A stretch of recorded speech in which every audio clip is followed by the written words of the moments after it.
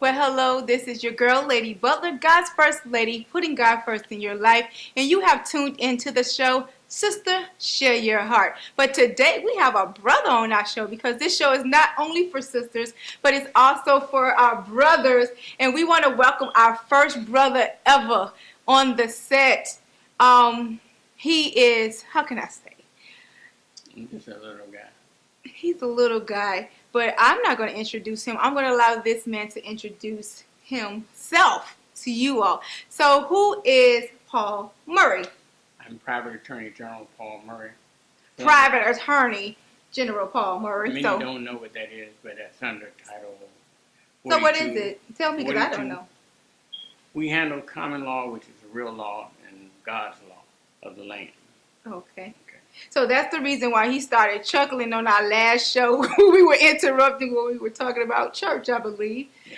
And so you, with the common law, I am. God's law. God and I are so close you can't get air between us. How close are you with God? Close. Because you know this is a gospel network. Yeah. How close are you? I tell you what, call him up and ask him about me. Call him up and tell him what you want. Yeah. Best thing to do. So what would you like to know about me? Well, from my knowledge, I Don't ask believe me nothing that you don't want to hear now. it's from my understanding that you are a photographer. Okay. So tell me your photography history. Well, I've been in photography since I was 6 years old. I started out in a cardboard box at 6, and it's just been my whole career. So you started back from the dark room. Is that what? Let me take my glasses up. Yeah. The dark room. You started off back in those, how we say, old school. Right. Basically, when it was all negatives and processing and printing and paper and enlargements. And this modern technology has really set photography back quite a bit because people only shoot. They don't know where the image and stuff comes from. Okay. So, if I may say, you're going to be doing lessons, I believe, with Scott Butler, which is my husband, pretty soon. Yeah. So look out for those photography classes. If you're looking for a lesson or listen and talk on the dark room, the techniques, you know, you have some people who do have knowledge because you said that is, when it comes to photography, those are some traits that people still need to have when it comes to. You cannot do anything in life that does not involve a photographer. Really? From the day you get here to the day you leave. Why do you say that? Because they're going to do a footprint or a fingerprint the day that you're born. That's photography. Mm-hmm. And when you leave, they're just going to take a picture and get you When goodbye. you die. You know, that's absolutely correct. I never thought about it. Nobody thinks about how important imaging is in life. So why is imaging important in your You life? You can't do anything without it. It's opened so many doors of opportunity for me because in my career as being a law enforcement officer, I'm a forensic photographer, so I'm very detail oriented. So you've seen some stuff. I've seen a lot of stuff. A lot of stuff. Forensic. And may I ask Mr. Photographer, if you can speak up for the microphone Okay. here. All right. You know, I this, usually don't have too much to say, but when you get me started, then it's hard to stop me. and you speaking about the opportunities, I believe even Michael Jackson. And tell us a little bit about the doors that God opened up for you. Well, Because not too many people get to be a photographer for, you know, the king. He has opened in many music. doors of opportunity for me throughout my photography career.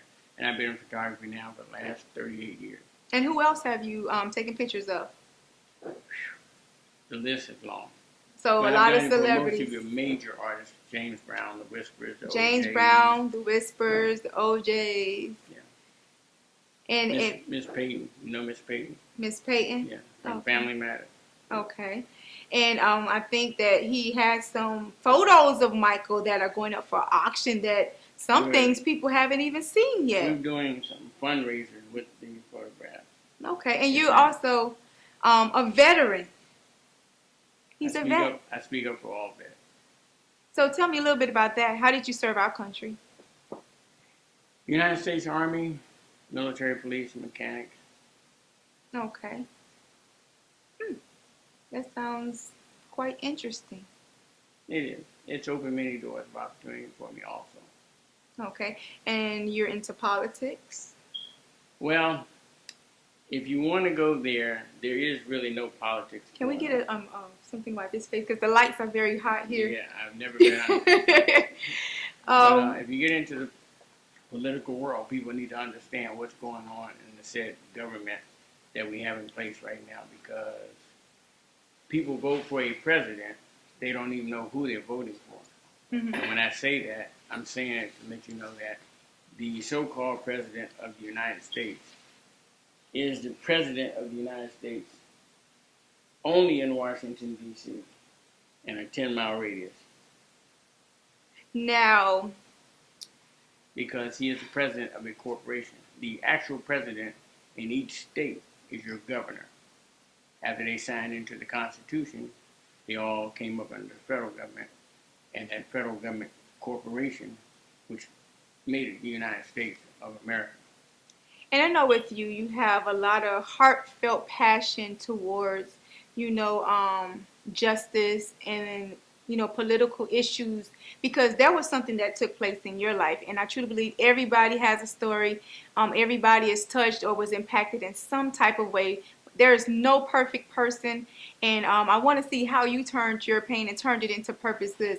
As a little boy, there was a particular incident with a police officer that took place. Well, Can you share as that? an adult, it didn't happen when I was a little Oh, boy. it has been as an It happened adult. since I moved to Florida. I had And you moved here from where? Washington, D.C. Okay. There was a Miami Beach police officer that put a 9mm to my head A Miami Beach after police. I just identified myself as a former Deputy United States Marshal. And it was over an incident for a driver's license. In having a driver's license, you do not need a driver's license in order to travel. But you need to understand traveling and driving are two different concepts of life. When you're driving for someone, or you're receiving compensation for your services. When you're traveling, you, your husband, and family get in your automobile, not your motor vehicle, and you travel. If you look it up for yourself, I didn't write the law is already in place. And many people need to take the time to really get the chance to understand the definition of the two words. I'm going to tell you the truth, but I'm lost right there. I understand. So you're saying you were driving the car. No, I was traveling. Okay, so you were traveling. Mm-hmm. When you travel, you, your family, commute back and forth to and from church, store, wherever it is that you're going to go. But when you're driving, you're a bus driver, In the car. cab driver, limo driver, then you're being compensated to be able to drive. And this is per the United States Supreme Court ruling. Wow. Okay, so we got a little lesson I can show it to you in black and and white. definitions and I'm not going to tell you and something. so then like what that took right now. place in that situation there? Well, you know what? Let's go to a quick commercial. And then when we go to this commercial, we're going to come back and we're going to find out what took place with Mr. Paul Murray and this police officer in this traveling. Are we traveling? Are we just driving? Because I'm confused right now. I don't know what I'm doing. So now the next time when I crank up my car, I'm going like, am I traveling? Am I driving? Am I traveling? Am I driving? What am I doing? You're not cranking up your car. Well, we're going to find out. We're going to crank this one up here. So, sister, share your heart.